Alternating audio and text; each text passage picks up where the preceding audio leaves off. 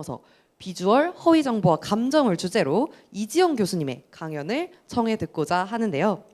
오늘의 강연자 이지영 교수님께서는 성균관대학교 미디어 커뮤니케이션 학과에 재직하시며 DCHC의 탑 얼리 커리어 스칼라 어워드를 수상하신 우수 연구자이기도 합니다. 현재는 커뮤니케이션 티어리지와 휴먼 커뮤니케이션 리서치지의 편집위원으로도 활동하시며 미디어 테크놀로지와 허위 정보 그리고 감성 컴퓨팅 분야에서 왕성한 연구를 이어오고 계십니다. 인간과 기술, 미래과학에 대한 호기심으로 가득 찬 여러분과 함께하는 이 자리에 꼭 한번 모시고 싶었던 분이기도 한데요. 허위 정보와 감정의 시야를 넓혀주실 우리 이지영 교수님을 큰 박수로 맞이해 주시길 바랍니다.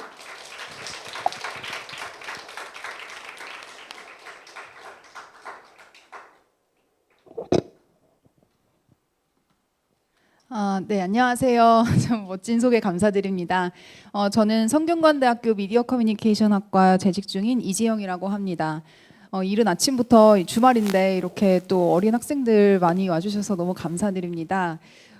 사실 이제 저는 대학생들을 대상으로 강연을 하는 사람이다 보니까 이게 청중들이 누군지 듣고 어떻게 강의를 좀 쉽게 최대한 쉽게 전달할 수 있을까 이런 부분이 굉장히 고민이 많이 됐던 것 같아요. 그래서 저 같은 경우에는 이제 저의 전공 분야가 미디어 커뮤니케이션이라서 흔히 우리가 알고 있는 뭐 자연과학, 순수과학 이런 과학자들이랑은 좀 다르지만 그래도 저희도 뭐 인공지능 융합학과랑 융합도 많이 하고 해서 좀 경계를 넘는 그런 학문 분야를 많이 연구를 하고 있습니다. 그래서 최대한 여러분들이 이해하기 쉽게 그렇게 좀 설명을 해드릴 테니까요. 혹시나 또 들으시면서 궁금하신 것들 나중에 또 여쭤보시면 좋을 것 같습니다. 네, 그래서 저는 이제 주로 합성 미디어, 그다음에 허위 정보, 감성 컴퓨팅 쪽을 연구를 주로 하고 있는데요. 사실 이제 가짜 뉴스라는 거는 최근에 또 대두된 게 아니죠. 예전부터 있었던 거고 사실 역사적으로도 이제 루머라는 용어는 오래전부터 많이 사람들의 관심사도 이끌고 그 위험성도 제기가 되고 있었습니다. 그래서 이제 우리나라 같은 경우에도 허위 정보에 대한 사람들의 인식이 있긴 있어요. 이게 무분별하게 그냥 뭐 정보에 대해서 아무것도 모르고 그냥 믿고 이런 식의 이제 사회 흐름이 이어지는 게 아니라 이제 국민들도 허위 정보가 위험하고 우리가 뭐 이거에 대해서 대비를 해야 된다라고 인식하고 있는 추세가 상당히 높아지고 있다고 합니다.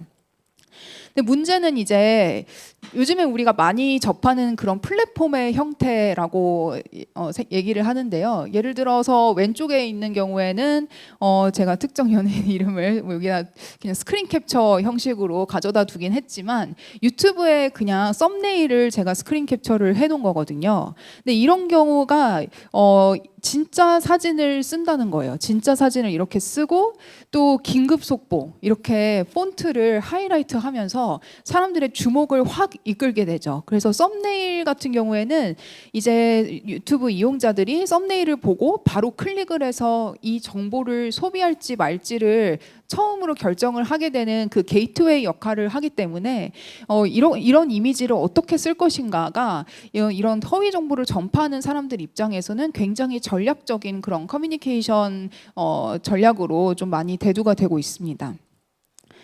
그래서 이런 문제가 지속적으로 제시가 되고 있는데 몇 년 전에 사이언스라는 저명한 저널에서 나온 또 연구에서는 이런 가짜 뉴스가 진짜 뉴스보다 굉장히 빨리 퍼진다 소셜미디어 상에서 이런 연구들도 실질적으로 검증이 되고 있었습니다. 그래서 우리가 생각해 봐야 될 게 가짜 뉴스의 특성이 무엇인가 그리고 이런 허위 정보 가짜 정보가 왜 빨리 퍼질까 그럼 저희에는 이제 그 사용자들이 이 허위 정보를 가짜 정보를 받으면 어떤 식으로 심리적으로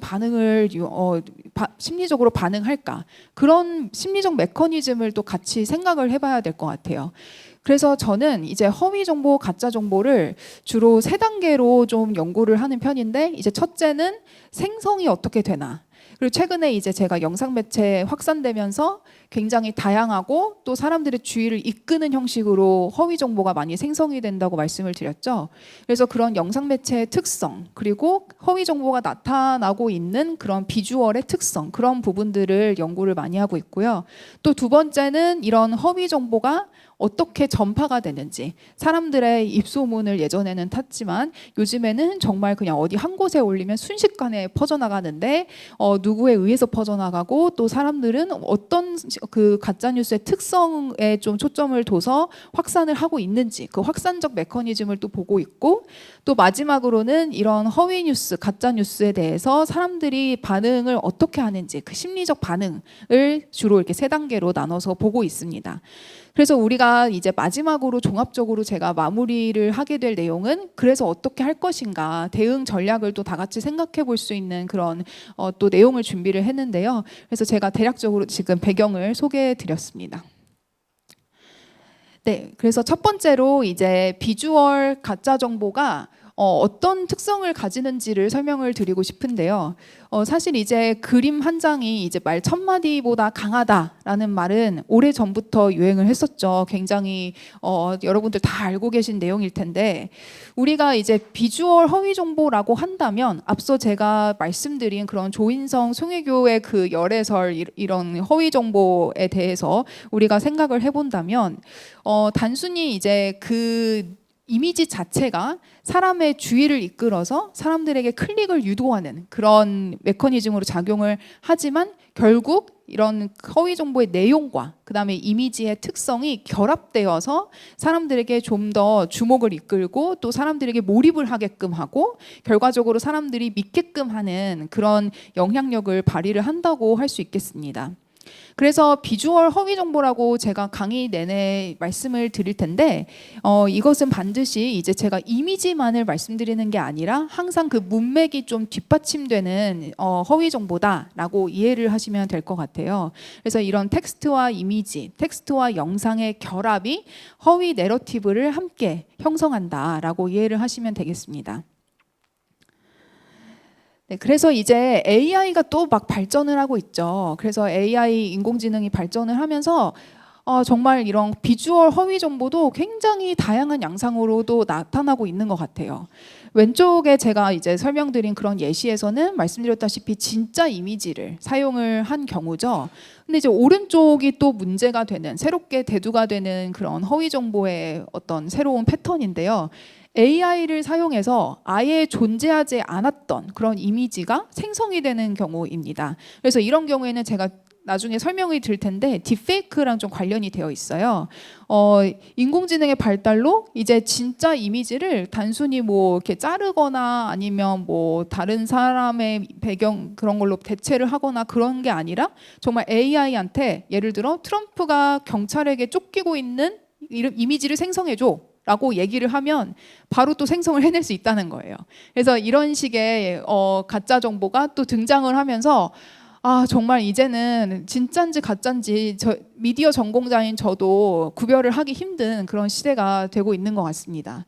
그래서 이 비주얼 이미지가 굉장히 다양한 양상으로 나타나고 있다를 설명하기 위해서 준비를 해봤고요. 뒤이어서 또 유형을 제가 구체적으로 준비를 했는데, 그래서 저희 연구팀에서는 이렇게 비주얼 허위 정보에 대해서 굉장히 다양한 연구를 하고 있어요. 최근에 나온 이론 페이퍼 같은 경우에는 이제 저희가 첫 번째로 비주얼 허위 정보의 유형을 한번 나눠봤습니다. 그래서 4가지로 크게 구분이 될 수 있는데, 이제 첫 번째로 여기 조작된 허위 정보, 이 진실에 기반한 시각 자료는 이제 이미지에 기반한 조작 여부를 말씀드리는 거고, 또 여기 세로 괄호축에 보면 이제 진실성 정도라는 거는 텍스트, 즉 맥락에 따른 진실성 정도, 이렇게 나눠서 이미지와 텍스트의 그 양상으로 4가지의 유형을 한번 저희가 정리를 해봤어요.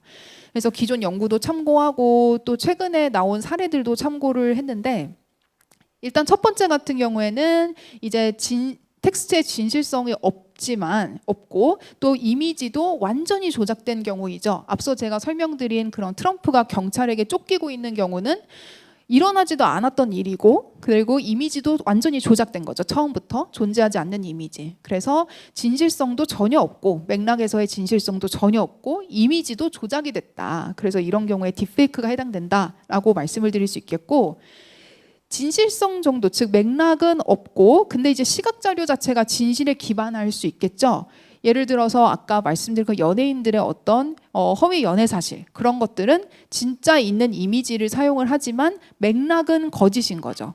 그래서 이런 경우에는 이미지가 맥락에서 벗어나서 사용하게 된 경우 저희 학계에서는 이런 것들을 탈맥락 허위 정보라고 용어를 지칭을 합니다. 그래서 영어로 하면 뭐 decontextualized misinformation 혹은 out of context misinformation 이런 식으로 많이 쓰는데요.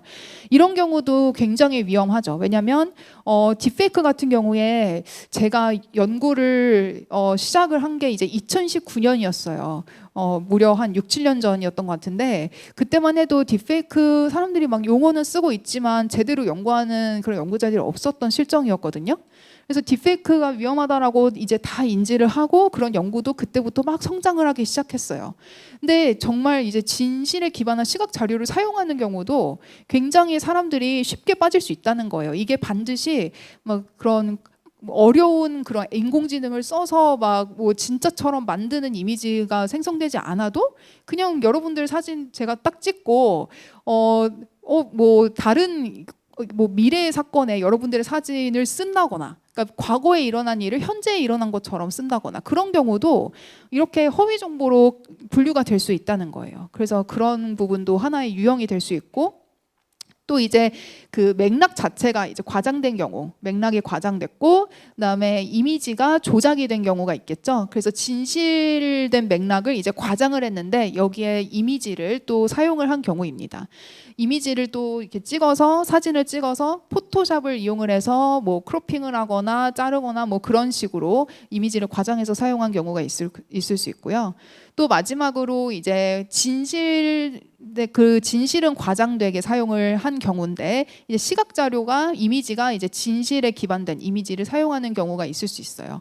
이런 경우에는 이제 맥락과 그다음에 이미지 모두 조금 과장되게 사용을 했다라고 얘기를 하는 부분인데 예를 들어 우리가 뭐 밈 같은 경우나 누구를 풍자하거나 그럴 경우에도 이제 완전한 사실 100% 팩트는 아니기 때문에 이런 식으로 마지막으로 과장된 진실의 범주에 들어간다고 할 수 있겠습니다.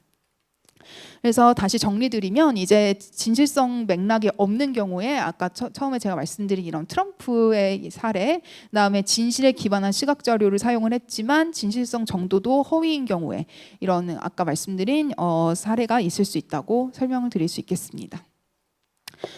그러면 이제 뒤이어 여러분들이 또 궁금할 게 그러면 이 비주얼 허위 정보가 왜 중요할까? 그리고 다양한 유형으로 나뉘고 뭐 위험한 거 알겠는데 이게 사람들에게 실질적으로 왜 위험이 있을까라는 질문을 해볼 수 있을 것 같아요.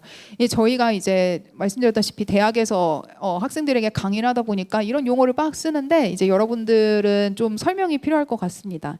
우리가 이제 사람이 어떤 정보를 처리하는 데 있어서 심리학적으로 크게 두 가지의 그 유형으로 두 가지의 루트로 처리를 한다고 얘기가 되고 있어요. 하나는 굉장히 이제 사람들이 직관적인 판단에 의거해서 그냥 뭐 0.1초 만에 그냥 판단해 버리는 경우, 그것을 이제 직관적 판단, 또 다른 말로는 휴리스틱 처리라고 부르게 되고요.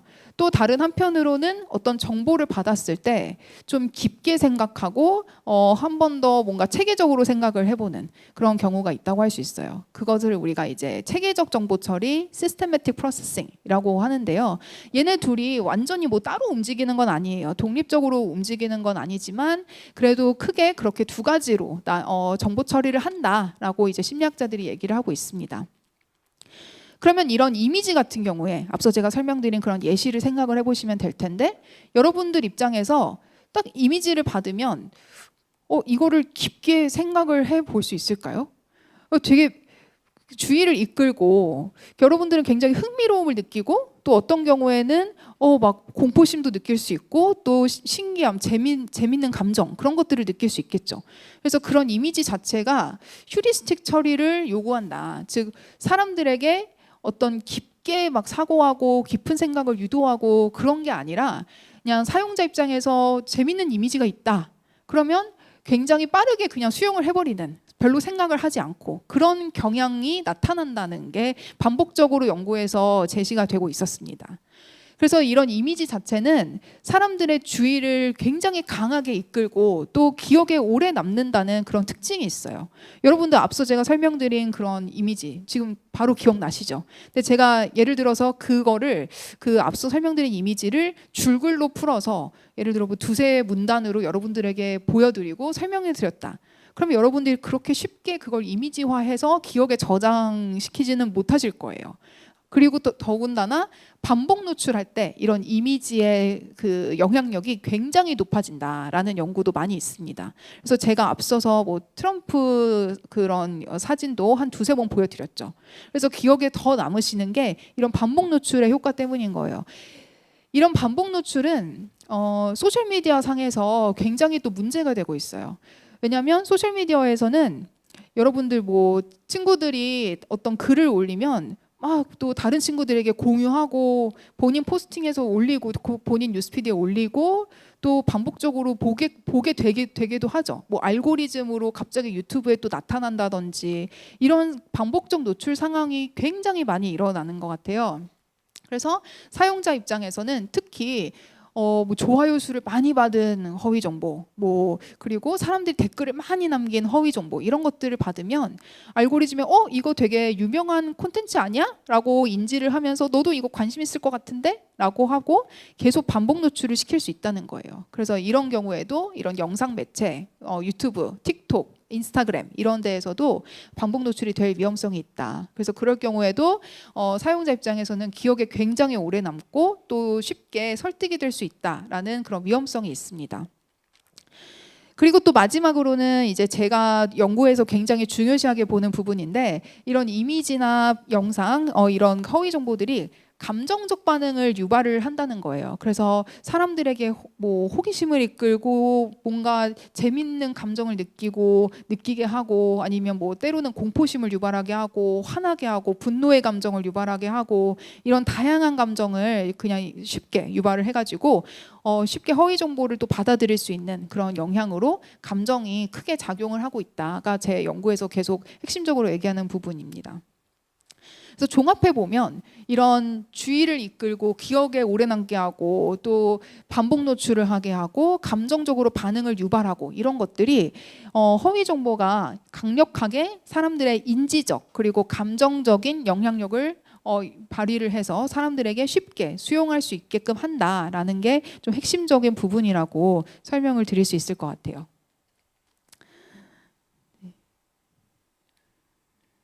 네, 그래서 이제부터 약간의 연구 얘기를 할 텐데 제가 이제 최근에 연구를 저희 연구팀이랑 같이 한 부분을 소개해드리고 싶어요.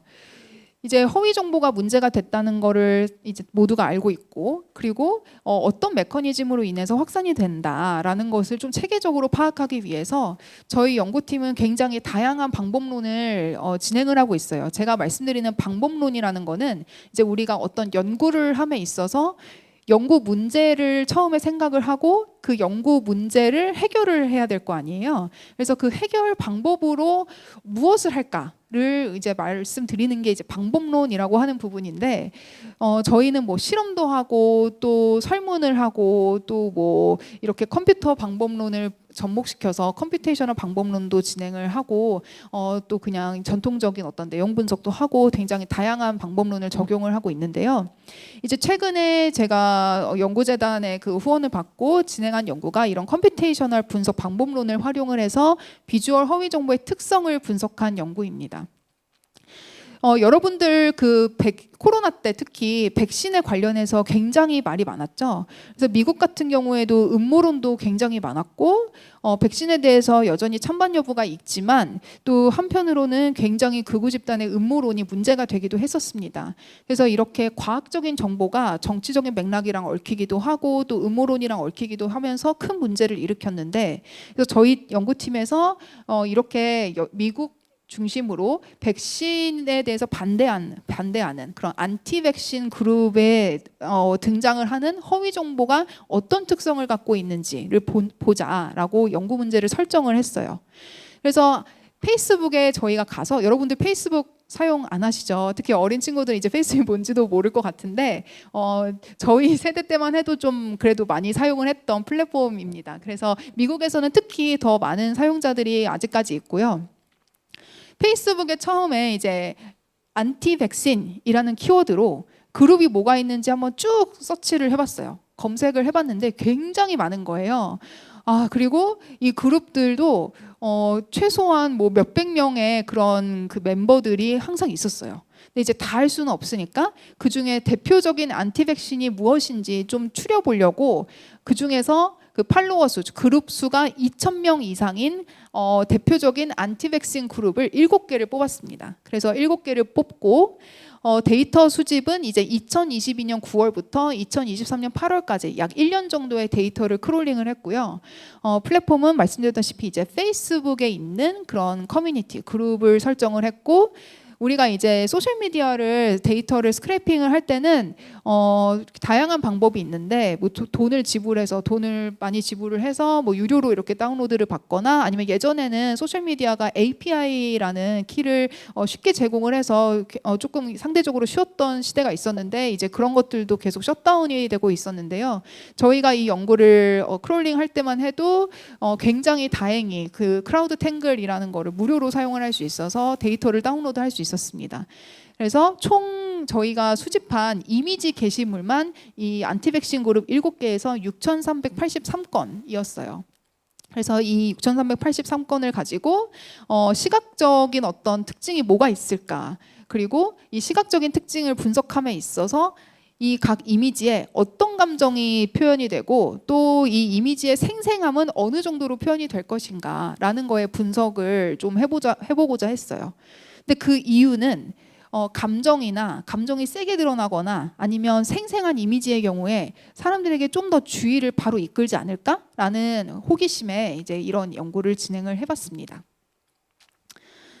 그래서 또 쉽게 말씀드리면 저희가 크게 앞서 말씀드렸다시피 이미지를 분석함에 있어서 감정을 측정을 하고 또 시각적인 생생함을 측정을 했다고 말씀을 드렸는데요. 일단 감정부터 보시면 저희가 처음으로 이제 분류를 한 게 포스팅에 굉장히 다양한 패턴이 있을 거 아니에요? 어떤 포스팅은 그냥 텍스트만 있을 수 있고, 또 어떤 텍스팅은 그 감정이 드러난 얼굴과 텍스트가 드러난 그런 포스팅이 있을 수 있고, 또 어떤 포스팅은 그냥 사람의 얼굴, 감정이 드러난 사람의 얼굴만 있는 포스팅이 있을 수 있고, 또 어떤 포스팅은 그냥 뭐 배경, 뭐 풍경이라든지 사물이라든지 이렇게 감정이 드러나지 않는 포스팅이 또 있을 수 있죠. 근데 이제 저희가 여기 이미지 허위 정보를 분석함에 있어서 초점을 맞춘 부분은 이렇게 빨간색으로 표시한 부분인데요. 감정을 분석해야 되니까 일단 아직까지는 사람의 얼굴을 감정을 분석을 하는 것이 이제 컴퓨터 측면에서 굉장히 밸리데이션이 높게 나와요. 그래서 사람의 얼굴만 있는 그런 포스팅만 추려서 얼굴과 텍스트가 있는 경우 혹은 얼굴만 있는 경우에 그런 포스팅만 추려서 저희가 분석을 했습니다. 그래서 자동 분류로 이렇게 분석을 했고, 또 사람 얼굴의 감정을 표현을 했는데, 지금 오른쪽에 보시는 게 이게 실제로 저희가 분석한 이미지는 아니고 그냥 무료 이미지를 가져왔는데요. 이렇게 어떤 아기가 뭐 찡그렸다, 뭐 분노의 표정을 보이고 또 슬픈 표정을 보이고 또 미소를 짓고 있고, 이런 경우에는 컴퓨터가 굉장히 정확도 높게 정확하게 분류를 하고 있다라고 말씀드릴 수 있어요. 그리고 또 두 번째로 저희가 분석을 한 거는 시각적인 생생함을 측정을 한 건데요. 저희가 이제 이미지의 생생함이라고 한다면 어떤 색상의 강도는 어떻게 나타날 것인가, 또 선명도는 어떻게 나타날 것인가, 이런 식으로 생각을 해볼 수 있어요.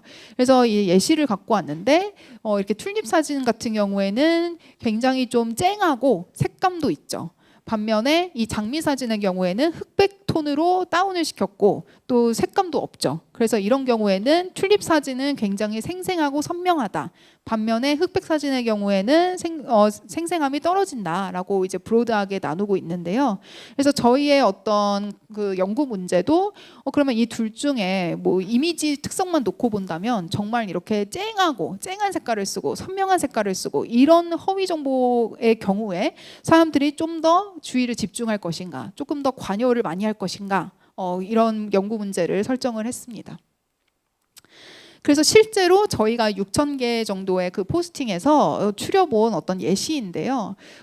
예를 들어서 이 긍정과 그 긍정 이미지를 썼고 또 이미지 자체가 선명한 경우에는 이런 예시가 있을 수 있어요. 이 여자분이 굉장히 미소를 짓고 있죠. 그래서 뭐 텍스트가 덧붙여지긴 했지만 색감도 쨍하고 또 긍정적인 어떤 그 스마일을 하고 있고, 그래서 이런 경우가 있을 수 있고, 또 이제 반대로 선명하지 않은 경우에는 같이 뭐 웃고는 있지만 흑백 사진을 쓴 경우, 중립의 경우에는 이제 표정 자체가 굉장히 중립적이죠. 중립적인데 이제 색감의 차이가 있는 경우에 선명함의 정도로도 또 나뉠 수 있고요.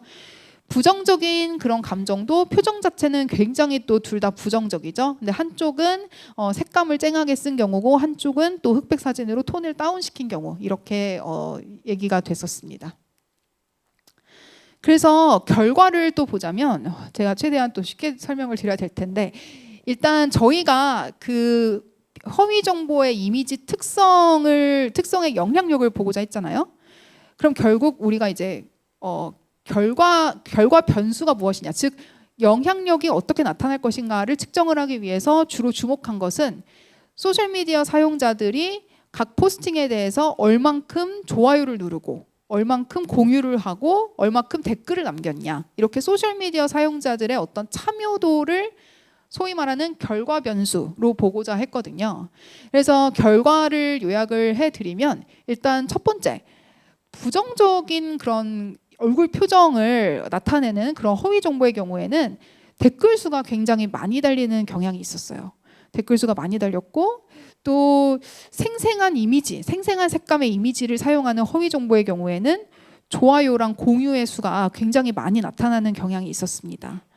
그래서 저희가 일단 여기 첫 번째랑 두 번째 것만 좀 놓고 봤을 때는 생각을 한 게, 부정적 감정 이미지에 그 달린 그 허위 정보에 달린 그런 댓글의 경우에는 사람들에게 좀 더 뭔가 부정적인 반응을 또 일으켜서 한 번 더 좀 생각을 해볼 수 있는 그런 계기를 만들 수 있지 않을까? 아니면 논쟁을 또 유발을 할 수 있지 않을까? 댓글에 어떤 내용이 담겼는지까지는 저희가 분석을 못하긴 했는데, 이제 그런 식으로 댓글을 남겼다는 것 자체는, 여러분들이 나는 언제 댓글을 남겼을까 한번 생각을 해보시면 여러분들이 굉장히 좀 관심 있는 포스팅, 뭔가 좀 더 깊게 관여하고 싶은 포스팅에 댓글을 남기는 경향이 있으실 거예요. 그래서 그런 식으로 이 소셜미디어 사용자들도 좀 노력을 기울여야 된다는 거죠. 댓글을 남기기 위해서는 자기의 시간과 에너지를 좀 투자를 해야 되는 작업인데, 그런 측면에서 봤을 때 이런 부정적인 감정이 드러난 허위 정보는 사람들에게 좀 더 뭔가 논쟁거리를 좀 주거나 아니면 사람들에게 한 번 더 생각해 볼 수 있는 그런 기회를 주지 않을까라는 식으로 해석을 했습니다.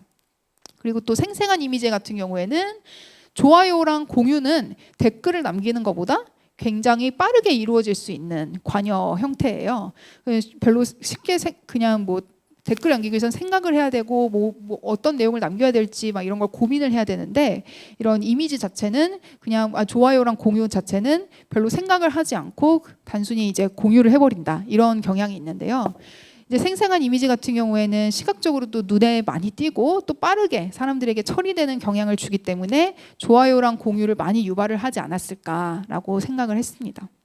이제 마지막 게 굉장히 흥미로웠는데, 마지막 그 결과 같은 경우에는 이미지 자체가 긍정적인 어떤 표정이 드러난 허위 정보였어요. 스마일을 하고 있는 여자의 사진, 근데 그 여자가 굉장히 쨍한 색감으로 표현이 됐을 때 모든 그 좋아요, 공유, 댓글의 수가 확 높아지는 경향이 있었어요. 그래서 저희가 왜 그럴까라고 생각을 해보니까 이 긍정적인 이미지 자체가 굉장히 호의적으로 다가올 거 아니에요, 사람들에게. 그래서 사용자들 입장에서도 그냥 허위 정보에 대해서 별로 이렇게 뭐 심각하게 생각하지 않고 호의적으로 받아들일 수 있고 또 의심 없이 공유하려는 경향이 또 보였다라고 해석을 했습니다. 근데 저희의 이런 추론이 최근에 등장한 용어 파스텔 큐아논이라고 용어가 있는데요. 제가 슬라이드에는 넣지 않았는데 그런 뭔가 트렌드랑 좀 맞는 것 같은 생각이 들었어요. 이제 큐아논이라는 게 뭐냐면 들어보신 학생 있으신가요? 큐아논이라는 게 이제 미국에서 극우 음모론의 그룹을 지칭을 하는 거예요. 그래서 그 큐아논이 그 테러리즘의 어떤 그 표적으로도 얘기가 되기도 하고 하는데, 이제 큐아논에서 전략적으로 허위 정보를 막 소셜 미디어에서 전파를 해야 된단 말이죠. 왜냐하면 그들도 더 많은 사람들을 끌어야 될 거 아니에요. 그래서 본인들이 주장을 하는 그런 거짓 정보들을 더 많이 확산을 시켜야 되는데, 그러기 위해서 큐아논들이 반드시 막 무서운 이미지를 쓰고 막 이렇게 행동하면 우리는 다 망할 거야, 이런 식의 무섭고 어두운 랭귀지를 쓰는 게 아니라, 그런 이미지를 쓰는 게 아니라 굉장히 스마일, 미소가 있고 또 따뜻한 색감을 쓰고 뭐 그런 식으로 최근에 허위 정보를 많이 전략적으로 생성을 해낸다는 그런 트렌드가 있어요. 그래서 그거를 용어를 붙인 게 이제 파스텔 큐아논이라고 하는 겁니다. 그래서 이런 허위 정보라고 해가지고 뭔가 테러리스트 집단 이런 사람들이 무섭고 공포심을 유발하는 그런 이미지랑 용어를 쓰는 것만은 아니다. 우리에게 쉽게 다가오고 우리가 비판 없이 그냥 받아들일 수 있는 따뜻하고 뭔가 미소를 짓게 하고 그런 식으로 자연스럽게 무의식적으로 스며들게끔 하는 전략을 쓸 수도 있다라고 하는 것들이 이제 저희 연구에서도 좀 맞는 부분이 아닌가라고 생각을 했습니다. 네, 그래서 이제 저희가 생각을 해봐야 될 게, 그러면 비주얼 허위 정보의 어떤 특성이 이제 우리가 이제 유형을 알았고 또 이에 대한 특성을 또 체계적으로 알게 됐는데, 이것이 갖는 의미는 무엇인가라는 질문을 또 하게 되는데요. 일단 앞에 설명드린 내용과 조금 연관이 되는 내용인데, 사람들에게 정서적으로 좀 딱 감정을 자극하는 그런 경향이 있겠죠. 그래서 정서적인 효과도 있고 또 사람들에게 또 비판적인 사고를 생략하게 되는, 비판적인 사고를 마비시키는 그런 인지적인 처리 경로를 굉장히 빠르고 쉽게 하는 그런 또 특성이 있다라고 설명을 드릴 수 있겠고요. 또 나아가서 제가 앞서 깊게 설명은 안 드렸는데, 저희가 이제 이미지랑 텍스트의 어떤 관계를 종합적으로 생각을 해봐야 된다라고 또 주장을 하고 있습니다. 왜냐하면 이미지 혼자 따로 노는 것이 아니죠. 제가 처음에 그 정의를 설명드렸을 때 말씀드렸듯이 이미지와 텍스트는 항상 함께 가기 때문에 이 주장과 어떻게 결합되는지, 서로의 그 컨텐츠가 어떻게 결합되는지도 통합적으로 이해를 해야 될 필요가 있어요. 관련해서 여러분들이 생각을 해보면 좋은 게, 텍스트가 예를 들어 굉장히 그 주장이 강한, 주장이 센 그런 컨텐츠들이 이제 얘기가 되고 있지만, 이미지 같은 경우에는 별로 그렇게 내용이 담겨 있지 않고, 아니면 심지어 엉뚱한 이미지가 쓰여진 경우에, 그런 경우에도 사람들이 텍스트의 내용에 집중을 해서 처리를 할 것인가, 그런 식의 질문을 할 수 있겠죠. 그리고 또 마지막으로는 이미지 자체가 어떤 심볼릭한 뜻을 갖고 있을 수 있다는 거예요. 사람들에게 이렇게 공유를 하게끔 하고 댓글을 남기게끔 하는 그런 사회적 행동을 또 유발을 할 수 있는 그런 의미가 있다라고 얘기를 할 수 있을 것 같아요. 그래서 이제 저희가 이런 실험 연구 또 나중에 하나 더 준비를 했는데요. 컴퓨테이셔널 분석 방법도 사용을 하고 또 유형도 나누고 하다 버릇하니까 이제 이론 페이퍼까지 또 쓰게 됐는데, 이제 간략하게 이건 종합적으로 그냥 설명을 드리면 될 것 같아요. 저희가 이제 프로세싱을 나눴어요. 비주얼 허위 정보에 처음에 노출이 되고 나서 사람들이 이제 소셜 미디어 막 돌아다니다가 뭔가 허위 정보 같은 거를 또 노출이 될 수 있겠죠. 그래서 비주얼 허위 정보에 노출이 되면 주로 이제 두 가지의 그 단계로 사람들이 주의를 집중할 수 있을 것 같은데, 첫 번째는 비주얼 요소에 본인의 주의를 집중을 하고, 또 두 번째는 텍스트, 즉 맥락, 문맥 요소에 주의를 집중하는 그런 두 가지의 프로세싱으로 나눠질 수 있을 것 같아요. 그래서 어텐션이라는 측면에서 두 번째 스텝이 이루어진다라고 이해를 하시면 되고요. 그 다음에는 이제 실질적으로 이 정보를 내가 어떻게 처리할 것인가가 세 번째 단계인데, 여러 가지로 나누어질 수 있겠죠. 제가 말씀드렸다시피 비주얼 중심으로 정보 처리를 하는 경우, 텍스트 별로 읽지 않고 비주얼에 꽂혀가지고 정보를 처리를 해버리는 경우가 있을 수 있고, 비주얼을 보고 나서 흥미가 생겨서 텍스트도 한번 더 깊게 볼까? 라는 식으로 비주얼과 텍스트가 함께 가는 그런 정보 처리가 있을 수 있겠고요. 또 텍스트 중심으로 정보를 처리하는 그런 경향이 있을 수 있어요. 그래서 이런 것들이 이제 종합적으로 허위 정보에 사람들이 얼마나 쉽게 빠질까를 설명을 하는 그런 단계, 심리적인 단계를 설명을 한 이론이라고 보시면 되고요. 이제 저희가 특히 이제 비주얼 텍스트를 함께 처리를 할 때가 어떤 형태인가라고 생각을 해봤을 때는, 비주얼 텍스트가 함께 일관된 거짓 정보를 생성을 하는 경우 사람들의 허위 정보 수용도는 훨씬 높아지겠죠. 그런데 서사가 불일치한 경우에 앞서 제가 설명드렸다시피 비주얼은 엉뚱한 걸 썼는데 이제 텍스트를 읽어보니까 허위 정보야. 그런 경우도 있을 수 있어요. 그래서 그런 경우에도 허위 정보의 수용도를 높일 수 있다라고 말씀을 드릴 수 있을 것 같아요. 왜냐하면 여러분들이 이제 생각을 해보면 뭔가 어린아이들도 마찬가지고 요즘에 어린 친구들이 관심이 있는 어떤 애니메이션 같은 거를 딱 비주얼로 제시를 해요. 그러면 그 친구들은 흥미로움을 느끼면서 뭐지? 하면서 이제 읽겠죠. 근데 실질적으로 텍스트를 읽어보니까 그 애니메이션 내용과는 관련이 없는 뭔가 허위 정보를 또 얘기를 할 수 있겠죠. 그런 식으로 전략을 굉장히 다양하게 쓰면서 여러분들의 그 허위 정보 노출을 굉장히 높일 수 있다라는 위험이 요즘에 대두가 되고 있어요. 그래서 이제 마지막으로는 이제 실험 같은 경우에 짧게 또 설명을 드릴 텐데 저희가 그렇다면 이제 실험에서도 이런 비주얼 허위 정보의 영향력이 계속적으로 검증이 될 것인가라는 식으로 진행을 해봤습니다. 여기서는 이제 건강 관련된 가짜 정보를 저희가 딥페이크 형식으로 만들어서 실험을 진행을 했는데요. 의사 영상을 썼어요. 물론 이 의사분은 실제로 현실에 존재하는 의사가 아니라 저희가 AI로 만든 의사고요. 이 의사분은 거짓 정보를 주는 영상을 여러분들에게 말씀을 드리는 거예요. 예를 들어서 뭐 식사 후에 찬물을 먹으면 암에 바로 걸린다. 막 이런 식의 거짓 정보를 주는 거죠. 그래서 저희가 이제 비교를 하고자 한 거는 이런 영상, 즉 이미지의 어떤 고도화된 그런 범주인데 이 영상이 가짜 영상이 가짜 이미지, 가짜 텍스트에 비해서 어떤 그 감정을 자극을 해서 허위 정보를 높일 것인가가 연구 문제였고요.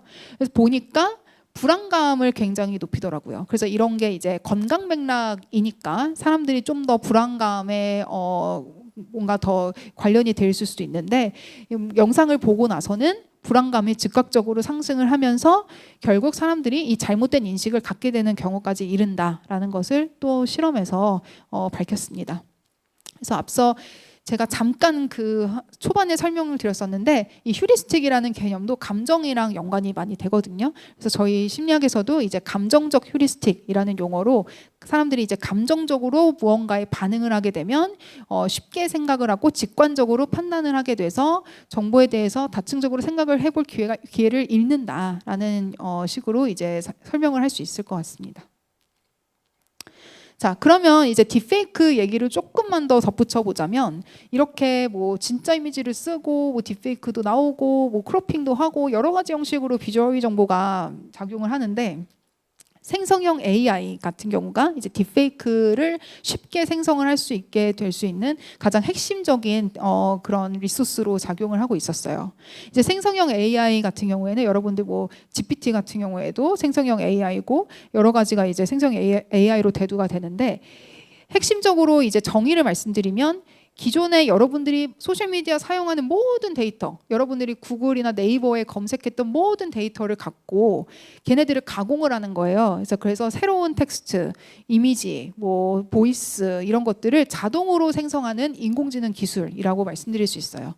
그래서 이런 것들이 또 최근에는 이미지, 영상, 보이스 이런 쪽으로 사용이 되면서 또 허위 정보를 굉장히 또 진짜처럼 만들 수 있는 그런 메커니즘으로 작용할 수 있다라고 말씀드릴 수 있는데요.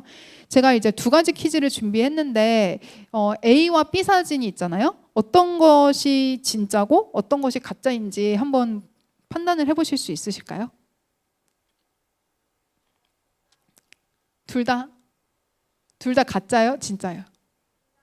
둘 다 가짜. 네.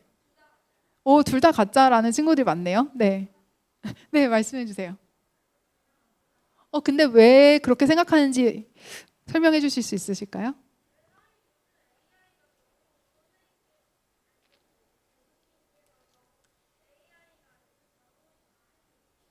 네, 둘 다 가짜다. 여러분들 뭔가 제가 일부러 둘 다 가짜를 준비했다고 생각하신 것 같은데, 네. 네? 왜 그렇게 생각하세요? 안광이 빛난다. 오, 굉장히 디테일하게 보셨네요. 네, 다른 의견 있으실까요? 네, 정답 말씀드리면 A가 가짜고요. B가 진짜라고 얘기를 합니다. 그래서 여기에 이제 소스가 있는데 궁금하시면 직접 들어가 보셔서 다시 보시면 될 것 같은데요. 자, 그러면 이제 한 번 더 기회를 드릴게요. 어떤 게 진짜고 어떤 게 가짜일까요? 힌트를 드리면 하나는 가짜고 하나는 진짜예요. 제가 둘 다 가짜랑 둘 다 진짜를 준비하지 않았어요. 네. A 가짜, B 진짜. 네. 완전 또 반대되는 의견이 있네요. 네. A가 진짜. 네. 그다음에 친구? B가 가짜예요. 왜 그렇게 생각하세요? 네?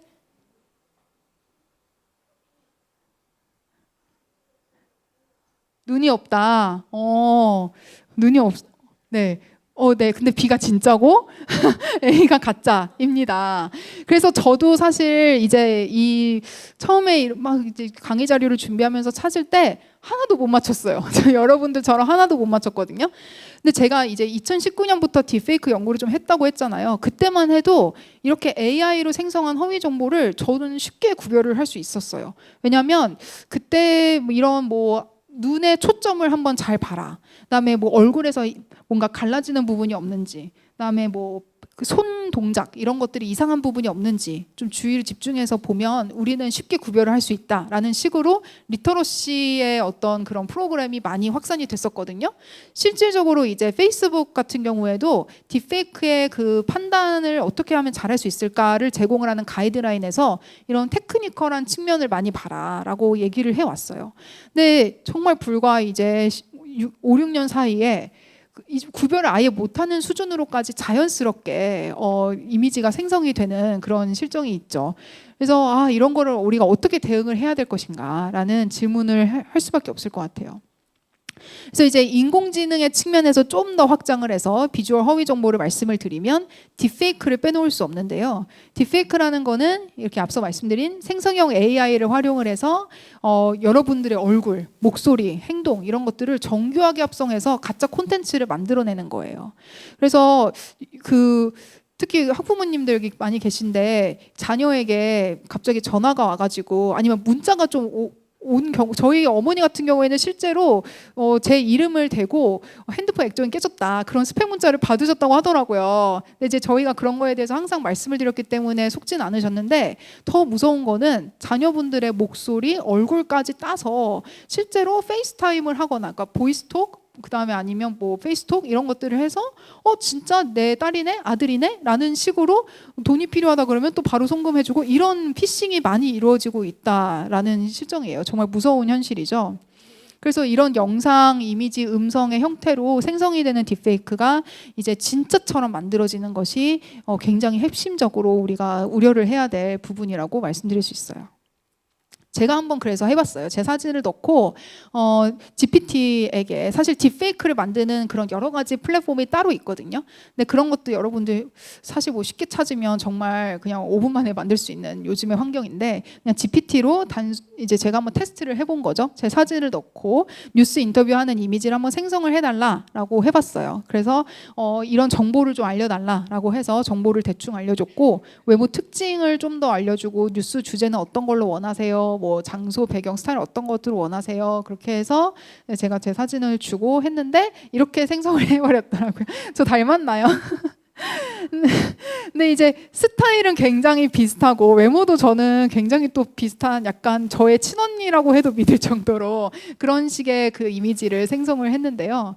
이제 제가 나랑 더 닮게 해줘, 내 사진 그대로 사용을 해줘라고 하니까 그거는 이제 불가능하다라는 식으로 답변을 하더라고요. 그래서 이렇게 완벽하게 복제를 하는 방식으로는 나는 작동하지 않는다. 왜냐하면 이건 사용자 프라이버시와 안전을 보호하기 위한 정책이다라는 식으로 GPT는 이런 식으로 정책적인 대응을 잘 하고 있는 것 같아요. 근데 어쨌든 이런 식으로 정말 비슷한 이미지를 그냥 뚝딱뚝딱 무료로 또 이렇게 생성이 될 수 있는 그런 환경이라는 걸 보여드리기 위해서 제공을 했고요.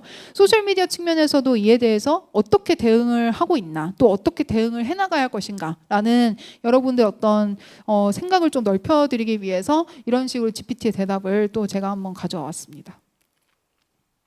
그래서 이렇게 딥페이크는 위험성도 있고 하지만 또 긍정적으로 활용이 될 수 있는 부분도 있어요. 또 이렇게 재미를 추구하는 경우도 있거든요. 여러분들 아실 수도 있는데 탐 크루즈 크루즈 미국 영화 배우의 딥페이크인데요. It's a little embarrassing, you know. It reminds me 탐 크루즈 모르시죠? 근데 어린 친구들 모르실 것 ran 같은데 into Gorbachev. He said, "You know, Mr. Movie Star, are you nervous?" I said, "No, Mr. Gorbachev, I'm not."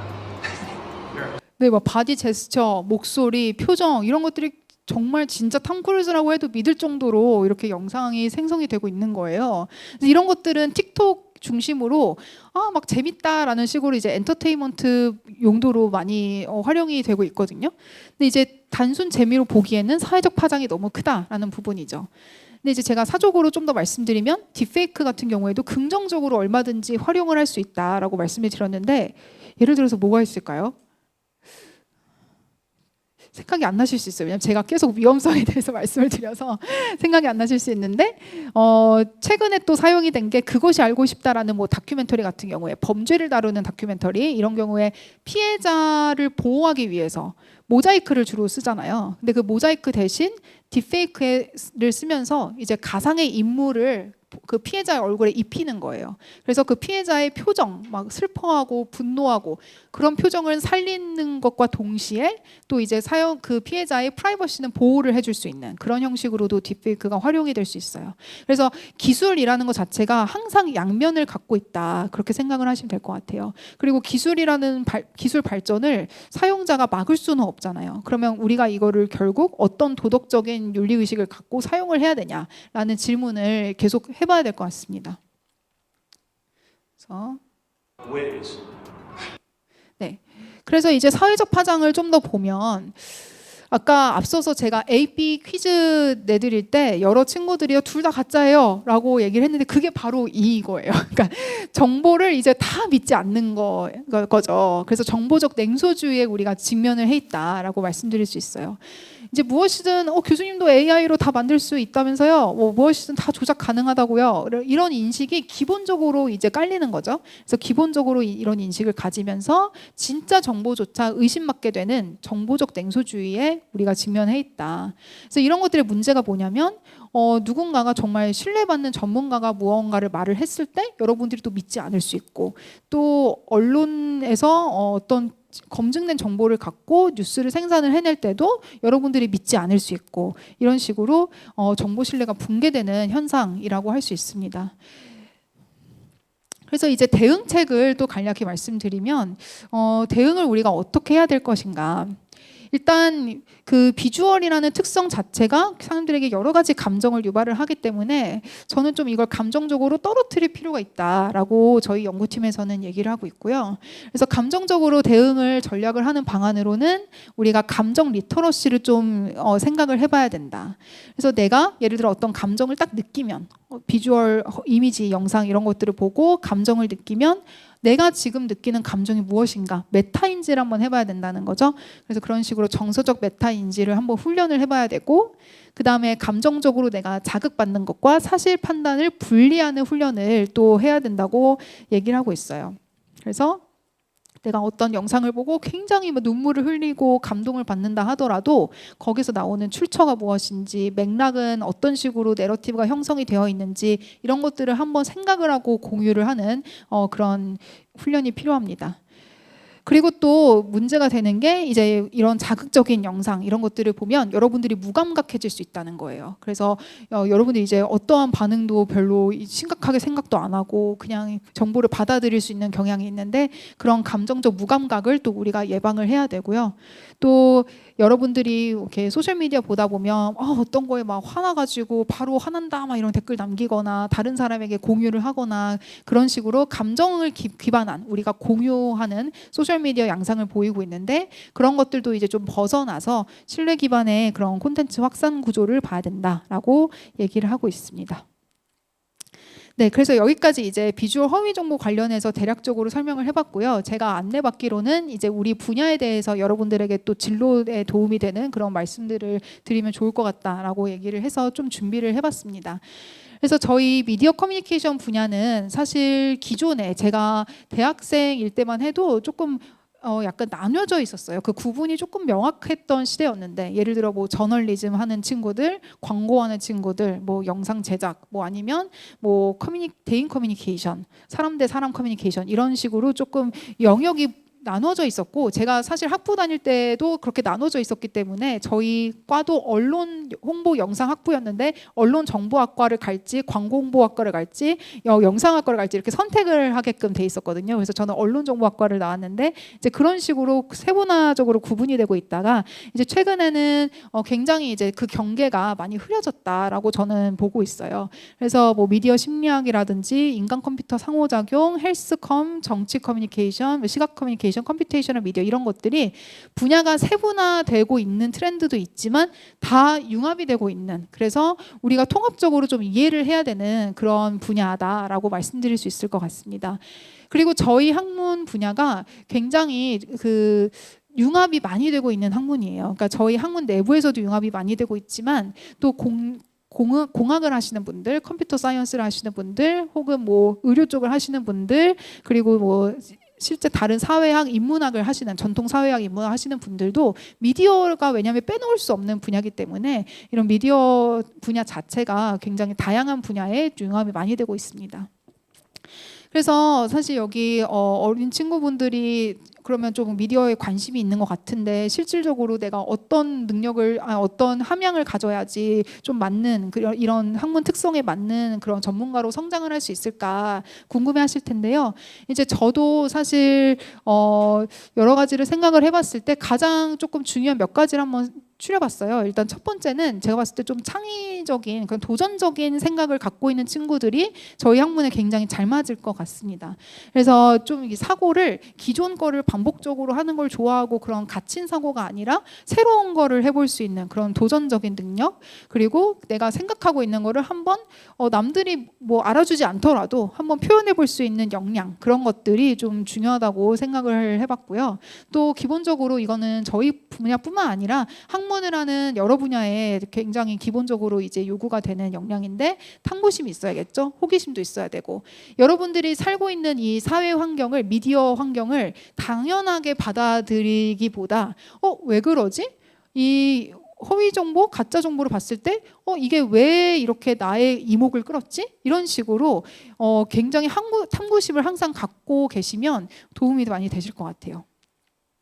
그리고 또 요즘에는 미디어 기술이 많이 발전을 하다 보니까 새로운 기술이 계속적으로 등장을 하는 현실이잖아요. 그래서 이런 새로운 기술을 내가 또 한번 배워보기도 하고 융합적으로 어떻게 활용을 할 수 있을까 이런 식으로 가능성을 계속 탐색해보는 그런 것도 좋고요. 또 막 코딩이 유행이라고 해서 막 코딩을 배워야겠다 이런 식으로 저는 획일화되는 방향으로 교육이 가는 거는 반대를 하지만 이런 어느 정도의 기초 학습들을 여러분들이 기회가 될 때마다 하면 학문 분야에도 또 응용이 될 수 있는 그런 기회가 언젠가는 오니까 그런 기초 학습들도 여러분들이 관심이 생기면 많이 배우셨으면 좋겠습니다. 그리고 무엇보다 이제 인간과 커뮤니케이션에 대한 근본적 관심이 있어야겠죠. 우리가 분야 자체가 사람과 사람의 소통이기 때문에 미디어 플랫폼을 활용을 해도 결과적으로는 나와 다른 사용자와의 소통이기 때문에 그런 것에 대한 사람들의 생각, 감정, 행동을 이해하는 능력, 그런 것들이 또 도움이 될 수 있을 것 같아요. 그리고 뭐 마지막으로 사회적 의미에 대한 생각, 그 다음에 여러분들이 다양한 사람들과 또 협업하고 소통할 수 있는 그런 역량, 그런 것들이 또 요구가 된다고 할 수 있겠습니다. 그래서 저희 분야에서는 주로 이런 주요 진출 분야가 있는데요. 최근에 이제 저희 학교만 해도 졸업생들이 이렇게 카카오, 네이버 이런 주요 플랫폼 기업의 미디어 기술 관련 기획자로도 많이 진출을 하고요. 또 미디어 마케팅, 데이터 분석 이런 쪽으로도 나가고 또 전통적으로 뭐 이렇게 언론사 기자, 뭐 PD 이런 아나운서 이런 분들도 나가고 계시고 또 공공기관이나 기업 광고에 대한 정책 같은 경우 그리고 홍보 파트 그리고 또 학계 진출 이렇게 해서 학자기를 걷는 여러 분야들로 확장이 되고 있습니다. 네, 그래서 제가 준비한 내용은 여기까지고요. 도움이 많이 되셨길 바라고 또 질문사항 있으면 자유롭게 해주시면 감사하겠습니다. 감사합니다.